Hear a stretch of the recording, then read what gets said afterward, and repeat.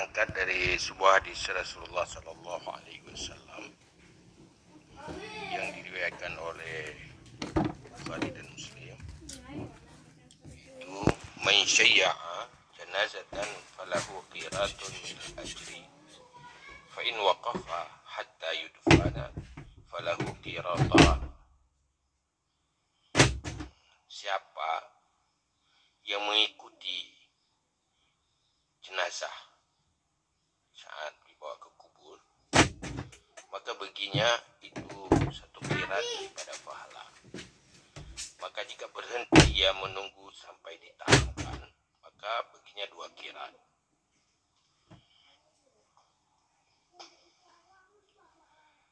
Qirat yang dimaksud di sini itu umpama gunung Uhud, artinya pahala orang yang mengikuti jenazah, mengiringi ke kuburan, itu 1 qirat.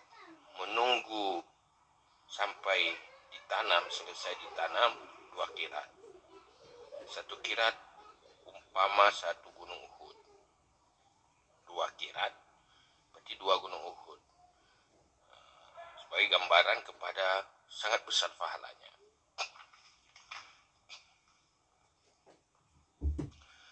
Berangkat dari situ, kita tahu bahwa itu adalah sebuah perintah bagi kita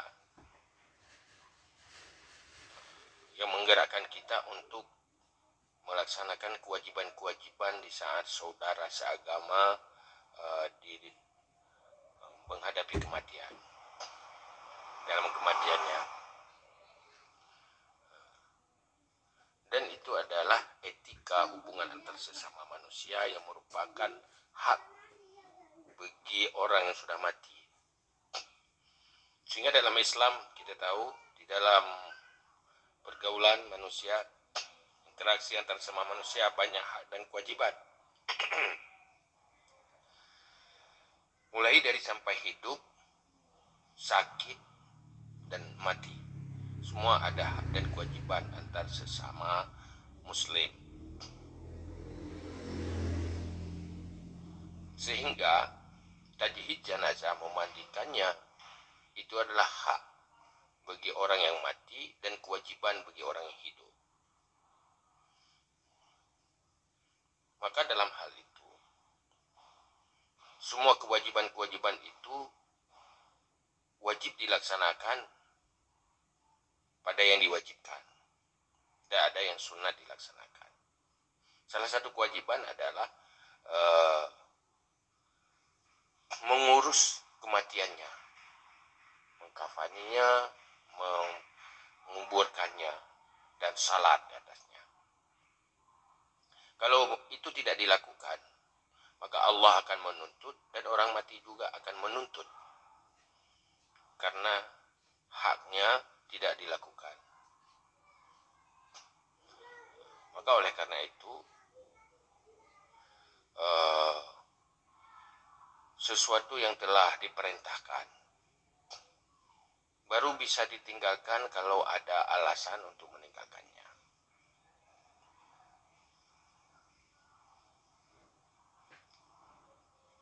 Persoalan, ada hal-hal, misalkan persoalan sekarang ada perkara menakutkan, banyak orang menghadapi COVID.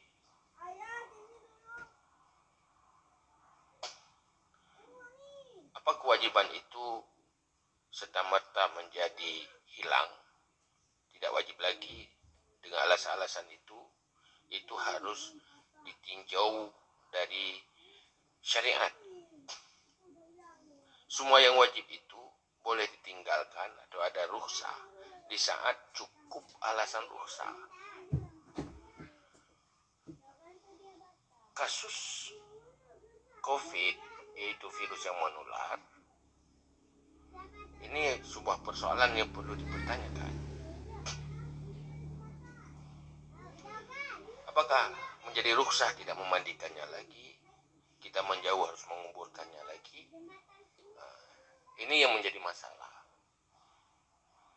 Berdosakah kita orang hidup apabila tidak melaksanakan kewajiban itu?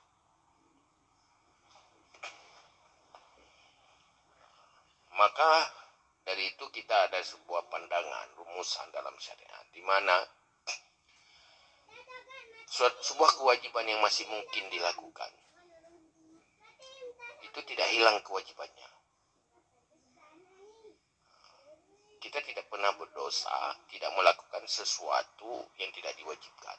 Tapi kita berdosa apabila meninggalkan sesuatu yang telah diwajibkan. Dan kita tidak pernah berdosa sesuatu yang tidak mampu kita lakukan.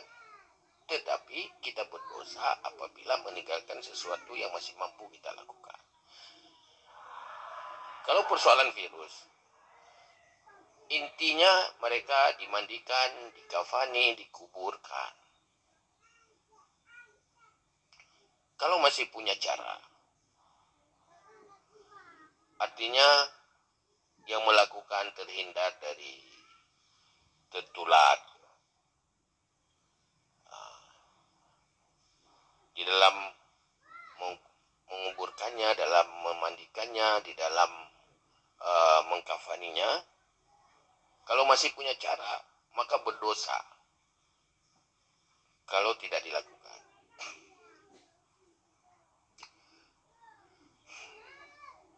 Maka dalam agama kita harus selalu berada di jalan yang seimbang tengah.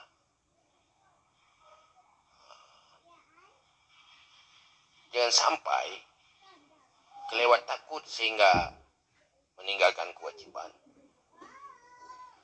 Dan jangan sampai kelewat berani sehingga tidak menyelamatkan diri, menghindari daripada resiko.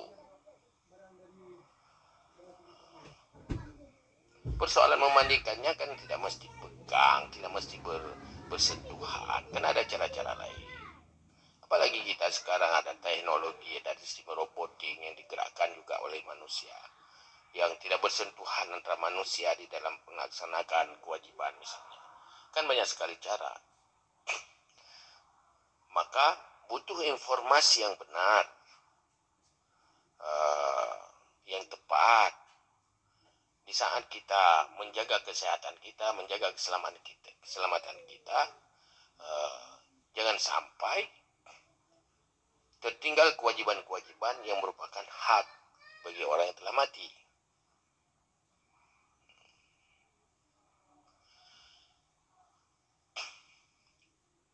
Karena konsep agama la darara wa la dirara. Jangan kita memberi mudarat kepada orang lain dan juga jangan sampai kita juga sendiri melarat. La tazlimun wa la tuzlamun. Kita jangan menzalimi, juga menjaga diri jangan sampai terzalimi. Itu jalan itu yang perlu ditempuh. Maka informasi-informasi yang tepat, bagaimana kita menjaga keselamatan kehidupan, juga bagaimana menjaga agama kita tetap tidak terabaikan, itu butuh sebuah pemikiran yang bijaksana, juga sikap-sikap yang bijaksana. Setelah kita melihat kasus,